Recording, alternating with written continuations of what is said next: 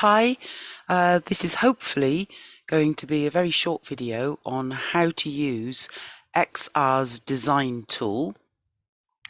So just note the address at the top here. It's extinctionrebellion.activisda.earth, and Activisda is spelt AKTIVISDA.earth.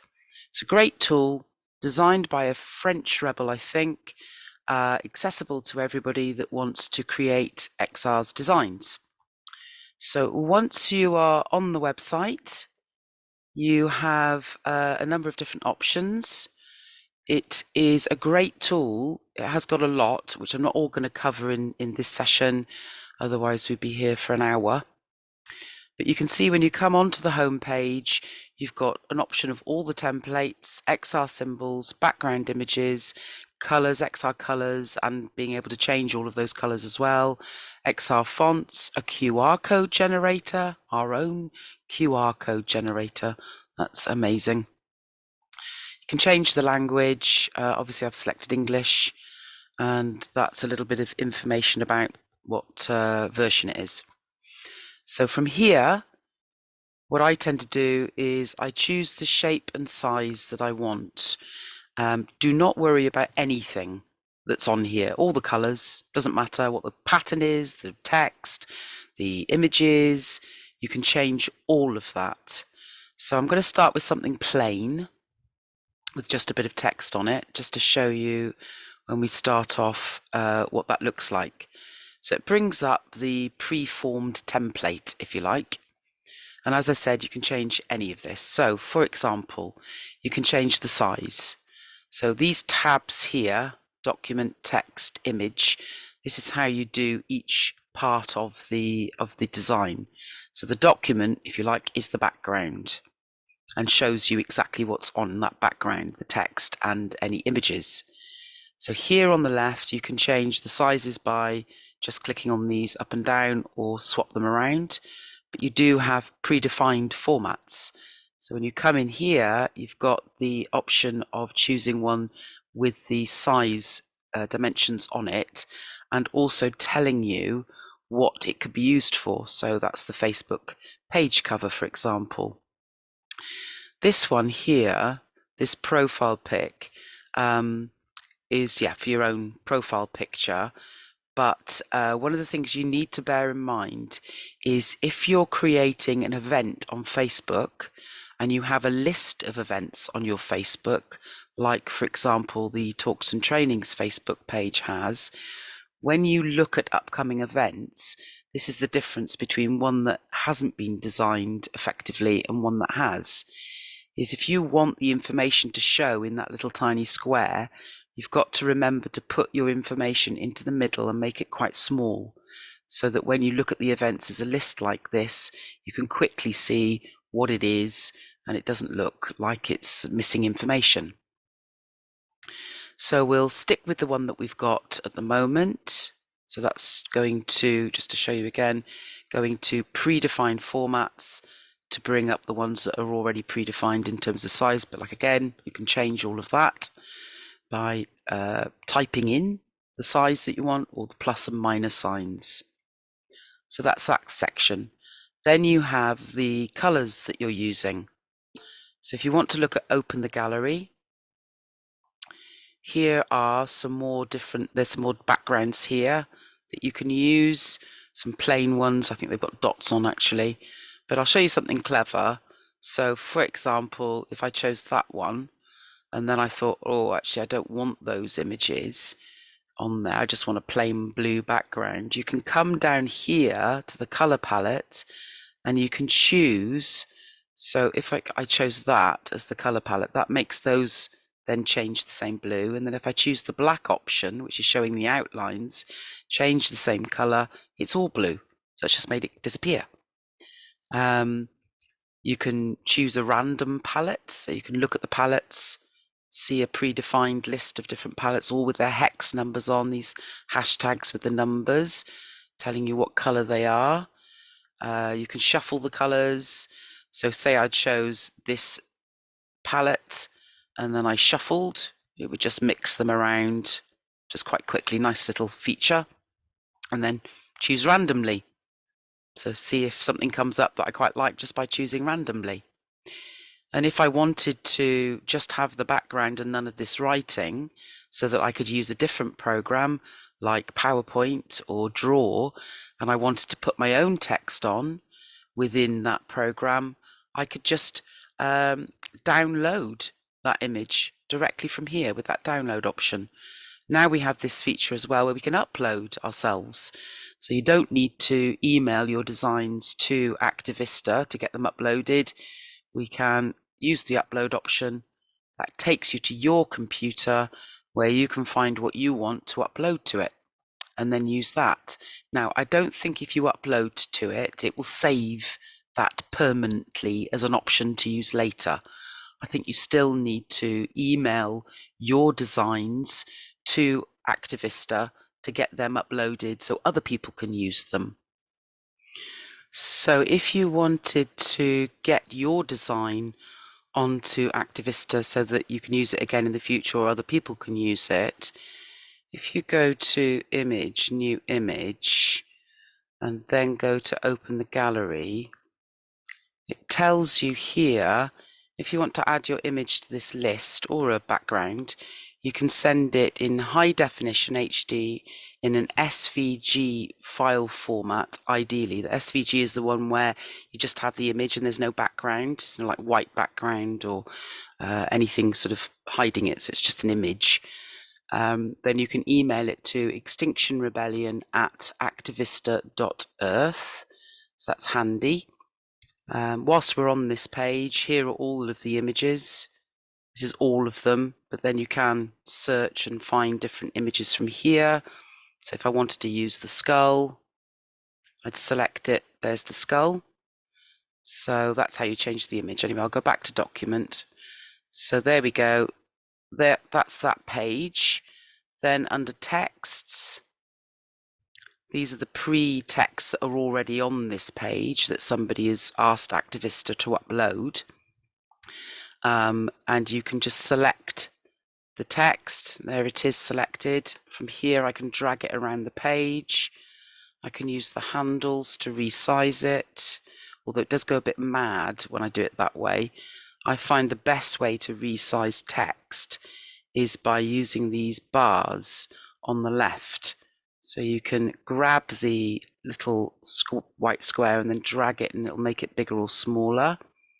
You can change it horizontally on the page where it sits. So obviously if you want it centered, you just get to 0 in the middle, and then same with vertical up and down the page. So that's that. Or if you don't want, if you want to change the text itself, you can select the text and then put whatever you want to in there, and then move that around and change the font. Please bear in mind, if you use italics, then it's hard for dyslexics to read, and also the crimson font is hard for dyslexics to read. Fux caps is okay, and they don't have Arial on here or what we call a dyslexia-friendly font. Sometimes what I'll do is if I want to use a dyslexia-friendly font, I'll use the Fux caps to put my text on, and then I'll download the image and then use a different program like PowerPoint, open the image in that, and then add my text to it further. So that's the fonts. You can quickly left align, center, or right align. You can bring it forward, although these don't seem to work very well sending it backwards. So if I bring it forward, that should have brought it on top of that skull image, which it's not doing. So if I do that and then select, you can select directly on the page itself. So I've selected the skull and send it backwards. You see it's not working. That doesn't seem to work on here. Anyway, you can copy it, so duplicate it as many times as you want. And obviously shift all of those around wherever you want them, that way. So that's the text. Back to the text. So there's the text I've added. Then I can also use that to make it bigger and smaller. Same thing, horizontal or vertical, moving it around the page. Choose the color of the font by selecting the box here. Some people miss that when it's in white because you can't see it, but click there and then you've got all the fonts, all the XR colors. If you know the hex number, you can just paste that in there and it'll choose that color for you. You can change the whatever it's called when you take out the red or the blue or the green, RVG. You can choose the colors randomly. You can use the dropper. Obviously, if I choose blue, it'll the dropper will there you go, it's gone black because I think I was over the skull. So make sure it's not very precise, that. So there's the blue. So there we go, it's gone blue. I can lighten it or darken it from here. So lots and lots of different options. Just play around with the buttons until you get familiar with them. If you wanted to, you can come down to the bottom here. So this is centering. This is the skewing one, so you can have it slightly at an angle. This one here, when you switch that on, it will put a background in for you. So you might want to use the same color font or make it stand out and put a background in again. You can change the color of the background. So there you go. That just switches it on and off, that little roller symbol. And again, you've got the choose randomly. So if it switches on, you've then got the choose randomly option. And then in the images, as you've already seen, there's the ones I've added. You can add a new image. You can add a QR code. So that's taking you to the images. Go back to new image. There we go. It chooses one randomly. Again, you can download each of these individually. So I can change the color of the rabbit, and then I could download it and I'd have a pink rabbit, or hare, sorry, not rabbit. Again, open the gallery, go through all the different options. Very flexible tool. It's pretty amazing. Choose a different image or choose more images from there. So that's it on the images. And so if I select that one, because it's blue, you can't see it. Let me just change the color of that. There we go. Oh, there's my pink rabbit. So that's how you do it. Again, like I say, just choose something on it, move it around wherever you want it, change this works. The handles work much better on the images than it does on the text for some reason. So I tend to use the handles when I'm looking at when I'm changing an image size.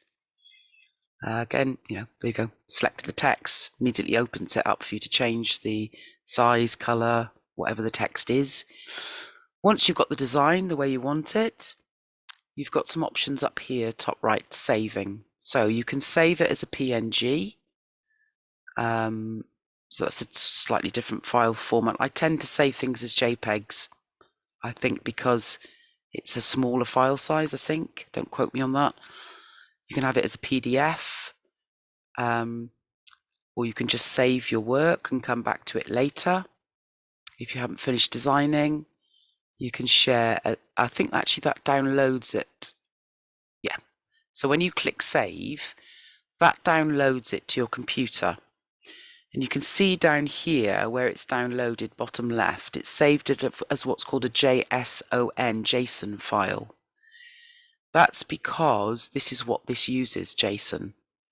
So you can, if you want to, save it as a JSON file if you're not finished with your design, and then save it wherever you want to on your computer, and then re-upload it, coming to open. And then when you go to open, it goes to your computer, and there's the JSON file that I've just downloaded. And if I re-upload it, obviously it's the same image. It's saying error, isn't it? Now this normally works. Inentendu dans le changement du modèle. Error in the something changes of the, don't know what that is. Anyway, that normally works. That's erroring at the moment. So don't worry about that. So the best thing maybe to do until that error has been fixed is to make sure you finish your design so that you don't lose your work. Okay, so let me just go back to any old image. So you imagine you've finished. That's the save option. Share a link, that's new. So you can copy the link and paste that elsewhere. That's handy, so somebody else can go and look at your design. Okay, that's a new thing. What else is there? I think that's it. Just, yeah, play around. Don't be scared of it. It's great. It's I find it very easy to use once I realised what each thing did. Anyway, thanks for watching.